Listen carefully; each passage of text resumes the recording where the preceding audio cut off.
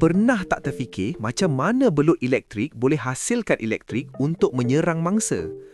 Rahsianya terletak pada biologi yang berevolusi selama jutaan tahun. Seluruh badan belut elektrik ada ribuan sel khas dipanggil elektrosit. Sel-sel ni tersusun macam bateri kecil. Setiap satu cuma hasilkan voltan rendah. Tapi bila belut nak menyerang, sistem saraf dia akan aktifkan semuanya serentak. Voltan-voltan kecil tu bergabung dan boleh hasilkan renjatan sehingga sekitar 860 volt, cukup kuat untuk melumpuhkan mangsa.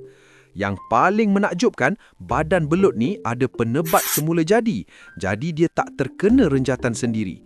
Dan kuasa elektrik ni bukan sekadar untuk menyerang, ia juga digunakan untuk mengesan persekitaran, navigasi dalam air keruh, malah berkomunikasi sesama mereka. Belut elektrik bukan sekadar haiwan biasa. Ia bukti bahawa alam semula jadi mampu mencipta sistem tenaga yang luar biasa.